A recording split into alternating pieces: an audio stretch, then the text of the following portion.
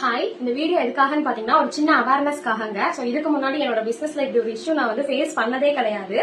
So என்ன அப்படின்னா நம்மகிட்ட வந்து சென்னையில இருந்து ஒரு கஸ்டமர் வந்து இந்த ஜோதிகா பட்டு சாரி வேணும்னு சொல்லி ஆர்டர் பண்ணியிருந்தாங்க.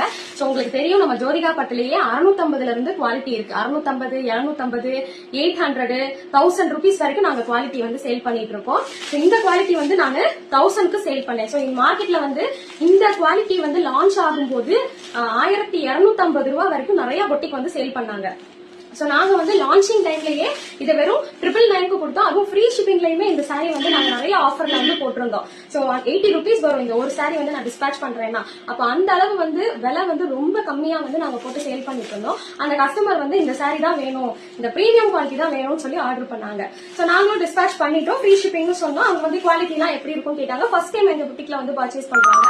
சோ எல்லாமே நல்லா இருக்கும்னு சொல்லிட்டு, ஏன்னா இது வந்து எத்தனை கஸ்டமர் நீங்க வாங்கிட்டீங்கன்னு எனக்கு நல்லா தெரியும், உங்களுக்குமே நல்லா தெரியும்.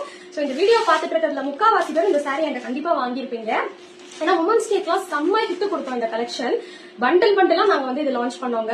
இந்த பர்டிகுலர் பிரீமியம் குவாலிட்டி வந்து பண்டில் பண்டிலா நாங்க லான்ச் பண்ணோம். அந்த அளவு நம்மகிட்ட ஹிட்டான ஒரு கலெக்ஷன்.